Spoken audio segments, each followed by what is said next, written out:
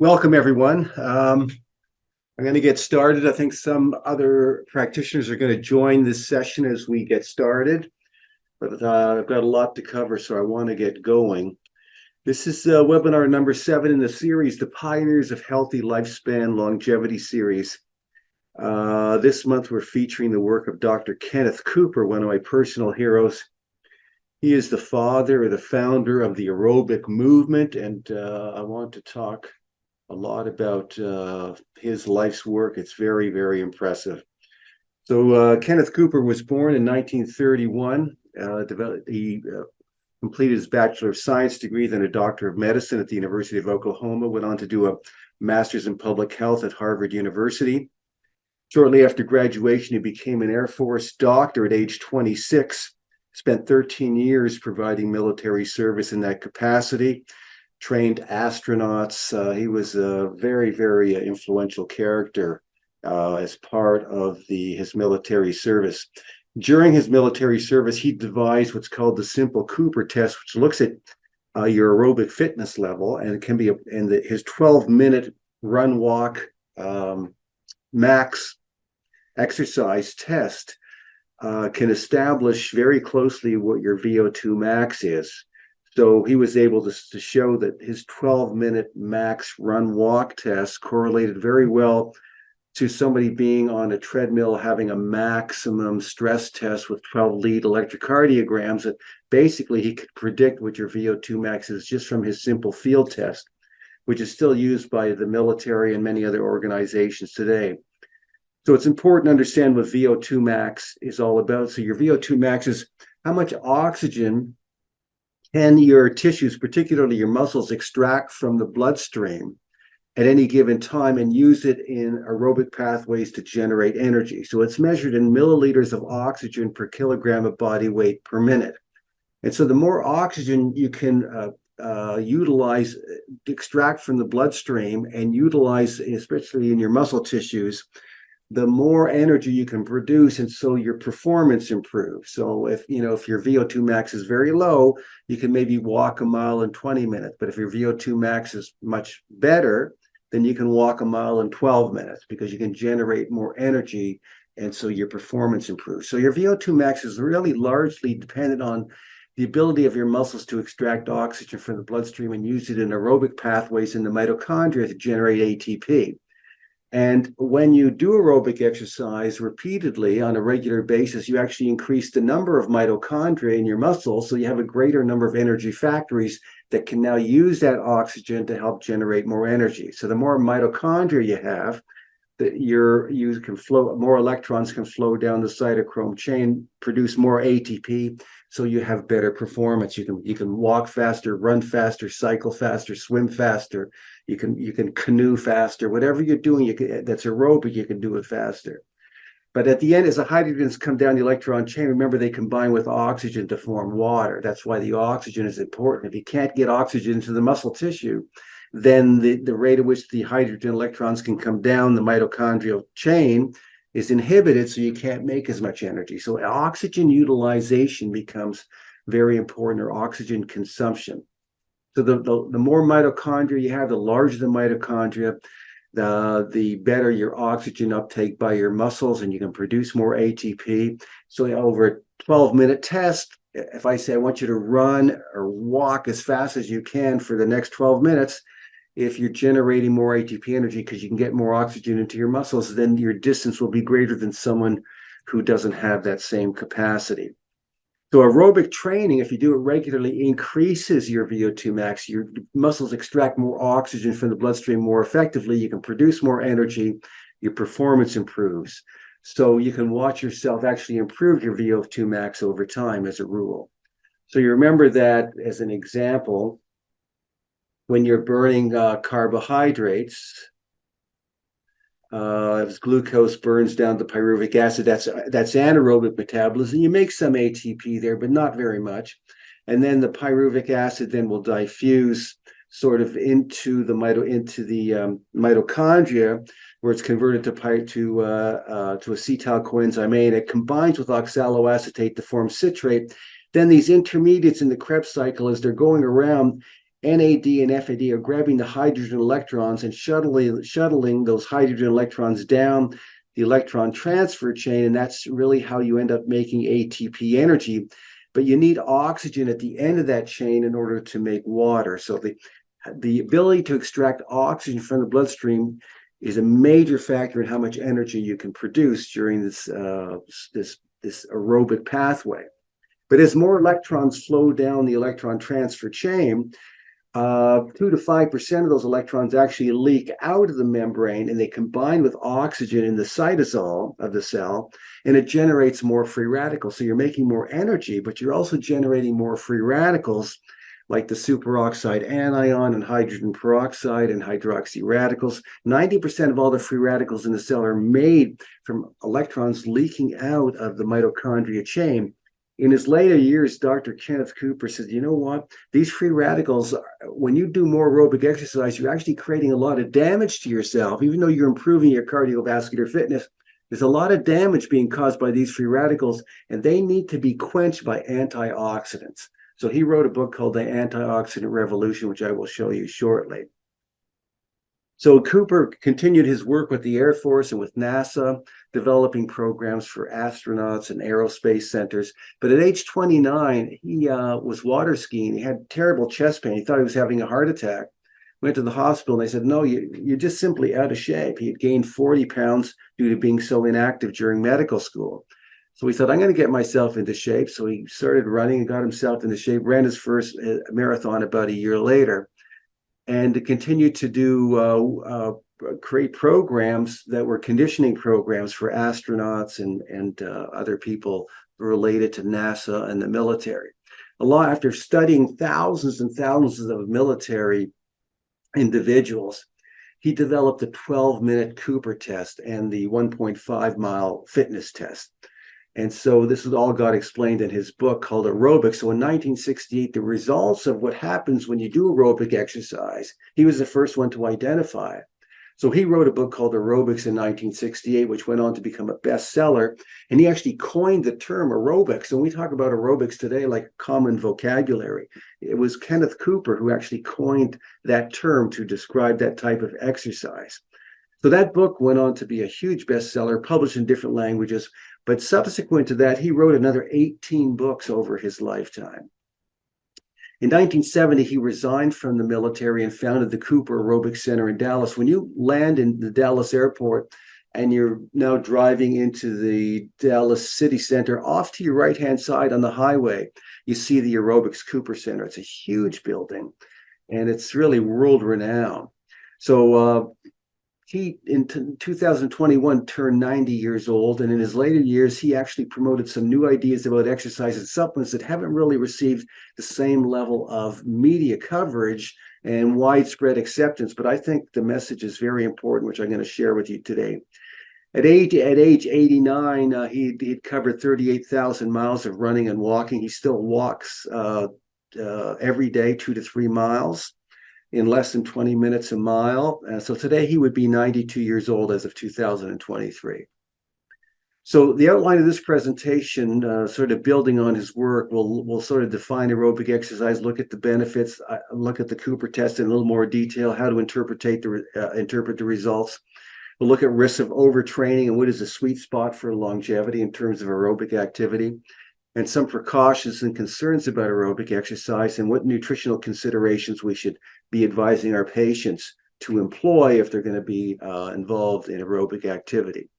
So these are sort of the kinds of charts you see in fitness centers, right? So you see that your maximum attainable heart rate as you get older declines. So you can predict your maximum attainable heart rate by taking the number 220 and subtracting your age. When you're exercising between 60 and 90% of your maximum attainable heart rate in heartbeats per minute, you're in the aerobic training zone. That's where all the magic starts to happen. So when you go into fitness clubs, you see charts like this on the wall showing that even at 50% of your maximum attainable heart rate, you're starting to get some aerobic benefit. But most people just naturally, if they're riding a bike or they're running, walking on a treadmill, using the elliptical machine, will find themselves very comfortable at about 70 to 75% of their maximum attainable heart rate. Once you get above 90% of your maximum attainable heart rate, you're in that, you've crossed into the anaerobic threshold. That's when the oxygen demand supply can't keep up with the demand. So now you're burning carbohydrates more anaerobically, and you're building up more lactic acid, and it becomes more high intensity training.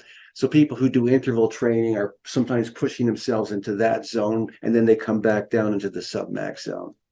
So you see charts that often look like this. This is another example showing that here's light to moderate activity, and then more. This would be sort of the standard aerobic zone where most people are comfortable, and then this is when you start pushing it a little bit more. But as you get older, because your maximum attainable heart rate declines as just a function of aging, you tend to, for aerobic exercise to be effective, you want to work out roughly at 65 to 85% of your maximum attainable heart rate. That'll put you right in the aerobic zone. So what happens when you do that? You get benefits. Well, there are peripheral benefits. You start to increase the number and size of the mitochondria. Your muscles start to increase the number of mitochondria and the size in your slow twitch aerobic muscle fibers. And that allows you to start generating more energy per second, and now your performance improves. You also starts producing more oxidative enzymes to burn fat more effectively. You increase your oxygen consumption, which is very helpful for your heart, as we're going to see. You increase your fat burning capacity, and the muscles increase their amount of myoglobin so they can transfer iron more effectively to help improve with oxidative metabolism. The muscles will store more carbohydrates, so now less carbohydrate gets converted into fat in your liver because your muscles double the size of their glycogen fuel tank. And the muscles also increase the amount of fat that they store so that when the exercise begins, they have an instant source of fat, so you don't have to deplete glycogen from the liver as quickly, which helps to improve overall aerobic performance. And of course, on the fat burning end, what really happens is when you get into the aerobic training zone, as opposed to just walking leisurely through a mall, you're not in your aerobic training zone. So does it really matter? I'm burning the same number of calories. It matters from this standpoint. If I get into my aerobic training zone because I push the intensity up a little bit, that's when adrenaline is released. It comes down to my fat cells, stimulates the beta receptors on my fat cell, which is going to then release fat to come out of my fat cells and circulate through the bloodstream so my muscles can burn fat. So here's a fat cell. The adrenaline or epinephrine secreted during aerobic exercise now hydrolyzes the triglycerides into glycerol and free fatty acids. When the free fatty acids come out into the bloodstream, they get attached to albumin. And as they travel by the muscles or exercise, let's say you're on a stationary bike, the exercising muscles will pick the fat out of the bloodstream and burn the fat, and your fat cells get a little smaller. So aerobic exercise helps to burn body fat because it releases the fat into the bloodstream so your muscles can burn it. But that usually takes about 5 to 8 minutes into the exercise. By the time the fat is released, gets into the bloodstream, and gets to your muscle, you don't really start burning fat effectively till about 5 minutes in. Then there are the central adaptations that help to reduce risk of cardiovascular disease. So as you become more aerobically fit, you develop an athlete's pulse. You have a slower resting heart rate. And the reason that that's good is because when your heart is contracting, it's pumping blood out to the periphery of the body. But during the phase when it's relaxing, that diastolic filling stage is when blood gets circulated through the coronary vessels of the heart muscle itself. That's when the myocardial cells get access to oxygen. If you're really unfit and you have a rapid heartbeat because your tissues can't extract oxygen very well, so the heart has to pump even more oxygen to your tissues, then there's not a long time between heartbeats to fill the coronary blood vessels. And that's when you get into trouble with arrhythmias and leading to atrial fibrillation and coronary events.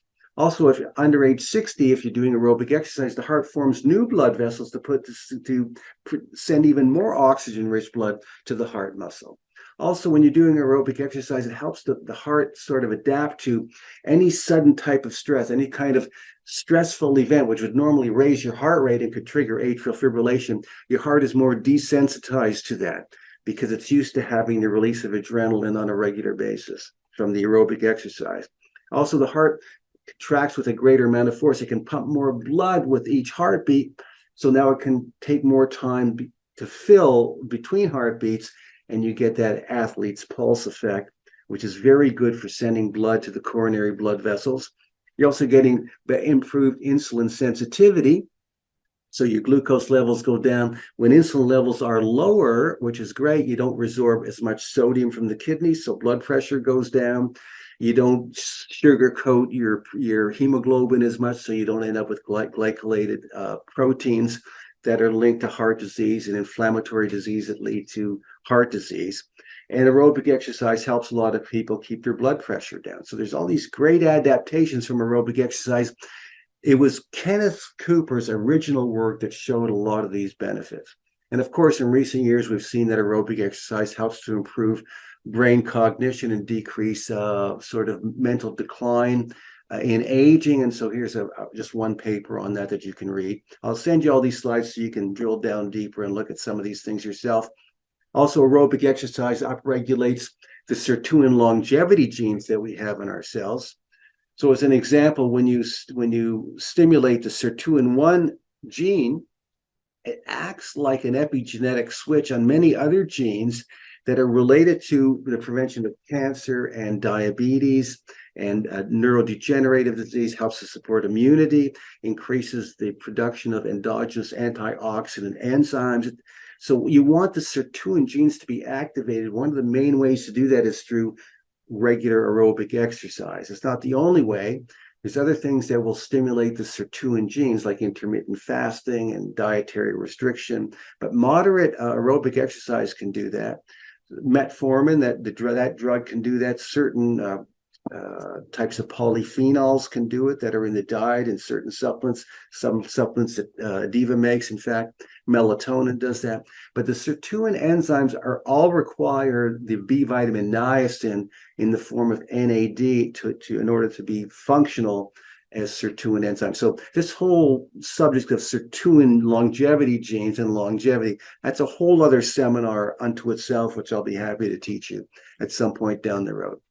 But Kenneth Cooper, following thousands of military personnel, developed the 12-minute Cooper test, which is how far can you run in 12 minutes? What's the maximum distance you can cover? And once you know what that is, it correlates. You look at his tables that he has, and it'll show you exactly what your VO2 max is. And so where you stay, are you in the poor category, the good category, very good? Are you in the excellent category for your age group? So it's a phenomenal field test that can be applied to large numbers of people at one time, but you can also do it on yourself to track your own progress over time if you are doing aerobic training. So these are ways that you actually calculate it. If you know the distance you traveled in 12 minutes in kilometers, you plug it into the equation, it'll give you your VO2 max. If you do it in miles, here's the equation for miles. Or you can use the online calculator, which they have available. Now just go to that website, plug your numbers in, it'll show you what your VO2 max is. So what you see is that for females and males, the numbers are different because women have less muscle tissue than men. So women are never going to be able to extract as much oxygen from the bloodstream into their muscle tissues as men can, because men have a greater number of muscle fibers to do that. So the values for women and men are slightly different. But if I use myself as an example, what you'll see here is that when I was 19 years old, if my VO2 max was 35 milliliters of oxygen per kilogram per minute, that'd be very poor.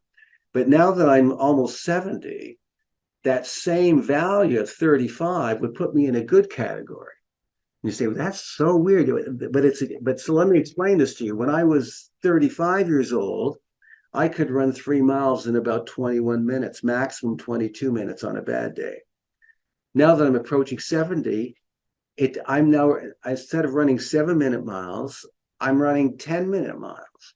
But for someone almost 70 years old, running 10-minute miles is actually pretty good. So it's relative to your age, because as you get older, as your maximum heart rate declines as a function of aging, your aerobic capacity decreases, and you can never be the same athlete that you were at 19 years old, even if you keep training. So if you know how many meters you covered, here's another chart that'll show you that. What's really phenomenal, in my view, is looking at world-class athletes who are in their 20s. So here are the males down here, the females. Look at the cross-country skiers at the Olympics who are like in their 20s, for instance. VO2 maxes of like over 80 milliliters of oxygen per kilogram per minute. It's unbelievable. And, we have long distance runners and speed skaters and cyclists, all these aerobic type events. Then you get to this sedentary slug who's doing nothing, but they're 20 years old. They still have a VO2 max that's better than I have at age 70, even though I do aerobic activity. So just the youth factors alone is quite important. But as you get older, it becomes very, very important to try to maintain your aerobic capacity as best you can. You notice that the women cross-country skiers have an incredible VO2 max as well, but men are always going to be higher simply because they have a greater number of muscle fibers. So men and women can never really compete in these sports on the same level, just due to the simple fact that men have a greater number of muscle fibers. It gives them an unfair advantage. But then when you track lifelong endurance athletes who were spectacular in their 20s, their VO2 max declines as they get older, the same way that mine is declining. But you want to try to preserve it as best you can to maintain those cardiovascular benefits. So now the World Journal of Cardiology in 2017 said, where do we stand with all this exercise in cardiovascular health, looking at aerobic and anaerobic activity? They said, about 250,000 people die each year in the United States just because they're physically inactive, because their aerobic capacity is so poor. The VO2 max is so poor, and it accounts for 30% of ischemic heart disease. It's an important risk factor for cardiovascular events, not being reasonably aerobically fit. So in 1996, the American Heart Association said, listen, we've got to publish some recommendations about this. So they said, based on age group, we're saying people 5 to 17 years old should do at least 60 minutes of moderate activity every single day. And for the most part, most people I know in that age group don't do that. 18 to 64-year-olds should be getting 150 minutes of moderate activity, moderate aerobic activity every week, or 75 minutes of vigorous activity throughout the week. That would get you into a decent aerobic area of fitness without overtraining and weakening yourself. At age 65 and beyond, you do the same thing, but you also want to do some things to maintain balance so you don't fall and have a fracture. These things all make really good sense to me when I show you the rest of the evidence. The same, there's other benefits that when you do this, your VO2 max improves. People who are heart attack survivors, it helps them improve their heart function over time. It also increases your HDL, the good cholesterol, by about 9%. There's all these reasons to be aerobically fit over your lifetime. The question is, what is the dose and the timing that gives you the best shot for longevity? They also go on to say anaerobic exercise is also doing some weight training, for instance, also is synergistic to the cardiovascular benefits of aerobic activity because it's anti-fibrotic, it's anti-proliferative on the left ventricle, so you don't get fibrosis. That actually strength training is also important. And so I suggest you read that paper published in 2017 if you have a chance. So what about longevity studies on people who have been aerobically fit their entire lives? Are they actually living longer? So in 2023 in Runner's World, in that magazine, they said, look, last year there were 2 large studies published, one which is the Copenhagen study, which I'll show you shortly, saying that people who run throughout their entire lives, it extends their life expectancy by 6 years. But there's the catch. People who run 15 to 20 miles a week, or they do about 2 to 2.5 hours of aerobic activity of any kind, they get the extra 6 years. But these athletes are aerobically trained people who are like fitness fanatics who are running 30 miles or more, don't actually live longer. They have the same risk of dying as someone who's sedentary. And they're saying primarily it's because they actually are damaging their hearts, creating heart scarring. So overtraining now is something we're starting to recognize as being kind of risky. So this was also reported in 2007 by the Breakfast Club findings. There's Dr. Ben Rosen, who's an MD. He was an early adopter of aerobic fitness back in 1969. They formed a club, I think in Manhattan, 54 members. And he followed them over their lifetime. He's saying, you know what, the ones who were runners compared to my friends who were just sedentary cohorts, my friends and I, we lived 19 years longer because we did aerobic activity compared to men of the same sort of cohort. So as he followed these 54 serious runners, some ran more than 100 miles a week. Others were like college athletes that maintained a very high level of fitness. He said since the mid 1970s, 18 of the 54 members died as of 2007. Among the 36 still alive, 17 had some form of heart disease at age 76. Cancer was the biggest cause of death, 7 runners at age 77 on average. Heart disease claimed 5 lives for people at age 86.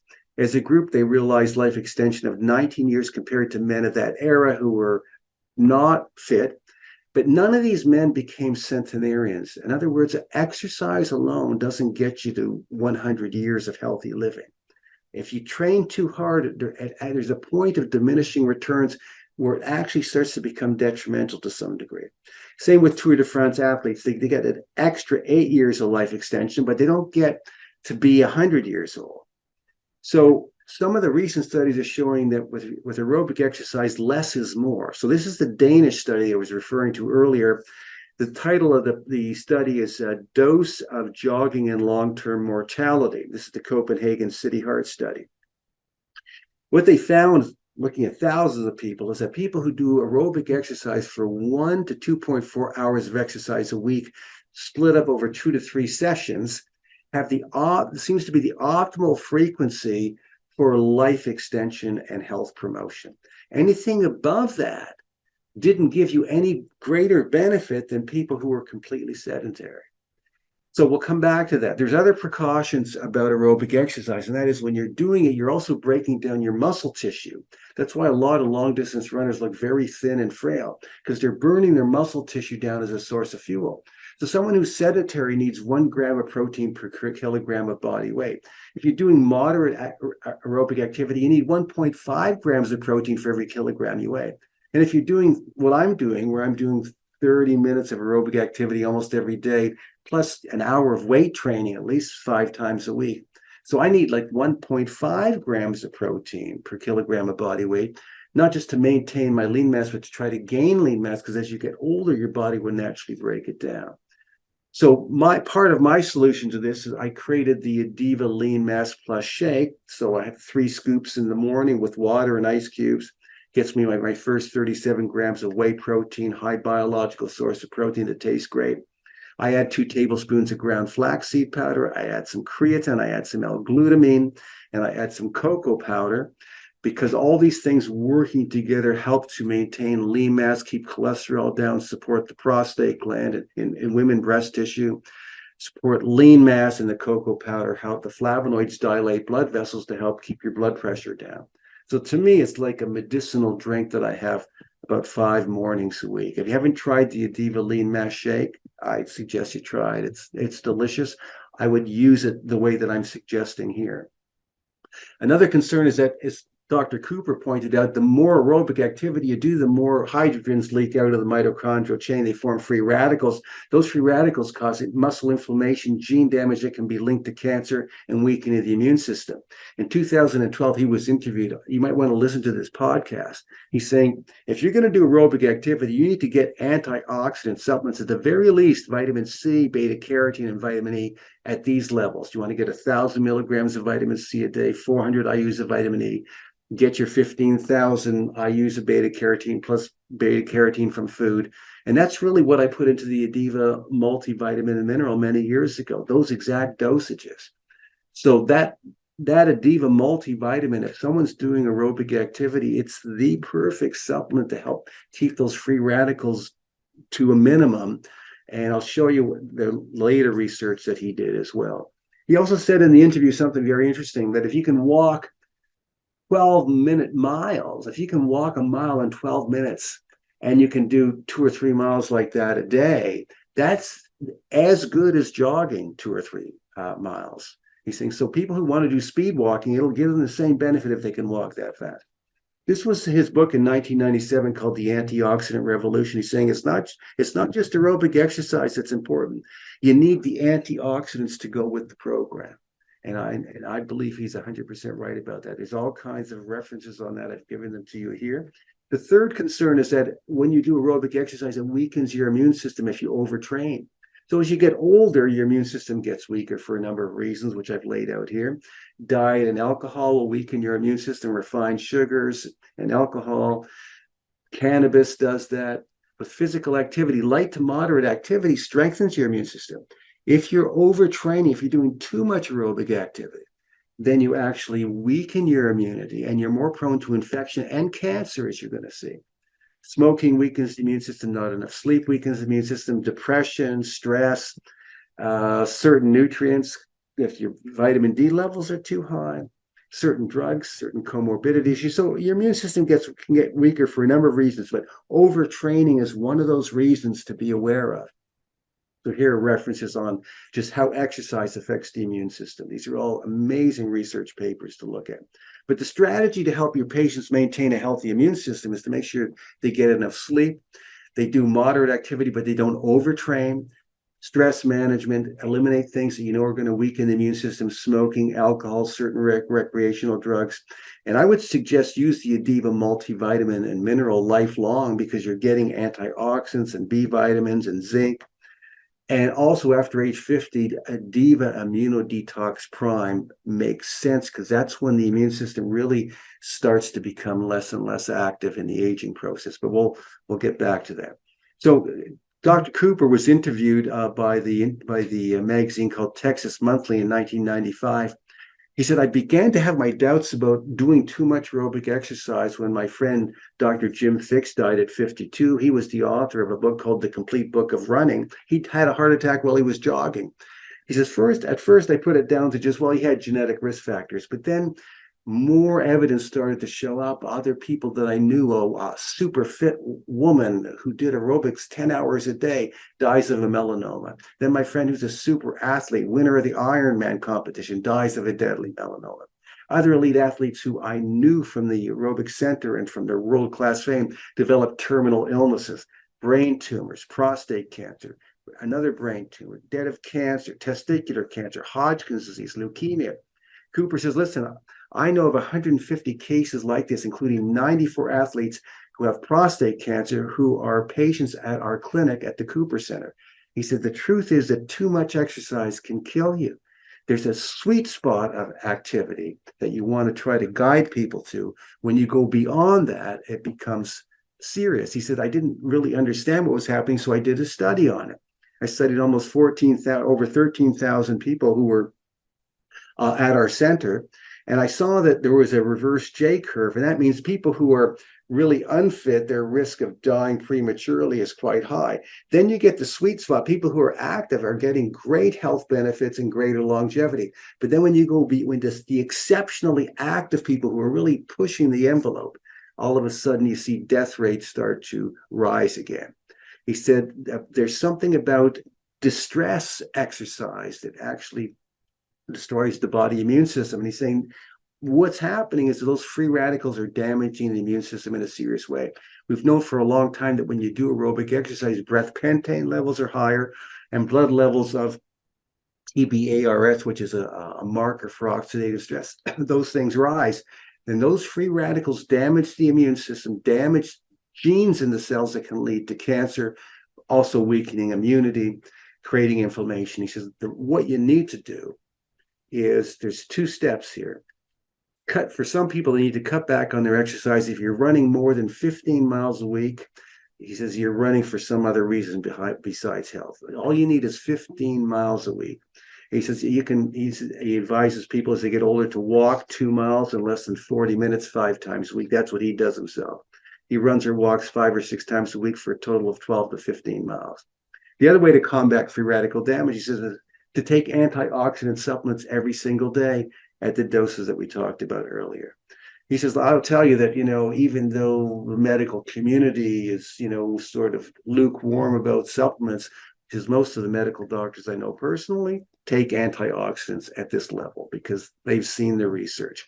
And not only do antioxidant supplements help to quench free radicals, but they also support immune system function directly. So there's all kinds of evidence on that. And L-glutamine does the same thing. So I showed you earlier that I put L-glutamine into my protein shake. And the reason is it does two things. It helps support immune cells. A lot of immune cells use glutamine as a source of energy. And L-glutamine also slows down the breakdown of your muscle tissue when you're exercising. That's why I use it. So in his book, which outlines the 8 healthy, as he got older, he published a number of different books, and he says, listen, it comes down to these eight healthy steps that people should use to live longer and live better. Maintain a health. It's not just about aerobic exercise. You need to maintain a healthy weight, make healthy food choices most of the time, and nobody does it perfectly. Exercise most days of the week. Take the right supplements. Don't use tobacco, watch your alcohol consumption, manage stress, and get a regular physical examination to look for early indicators of disease that can be managed. So I would say that the nutritional components is a very synergistic factor for your patients who are doing aerobic activity. They should be aware of the lean mass plus shake from Adiva. It can help them maintain their lean mass, strengthen their means increase their lean mass if they're doing strength training. And the whey protein also helps us to support immune system function, as you likely know. The all-in-one Adiva multiple vitamin, those antioxidants not only quench free radicals, but they support immune system function. And then you have, after age 50, immunodetox prime. That's at a point when your immune system starts to get wince. The thymus gland has undergone involution. You need to support your immune system in other ways. And so the ingredients in immunodetox prime do that. So this is something I've done since I was 45 or 50 years old. I've talked to you earlier about the fact that after age 40, your body stops making optimal amounts of glucosamine. I think after age 40, everybody should take at least one glucosamine joint formula so they don't end up with cartilage erosion and arthritic changes as they get older.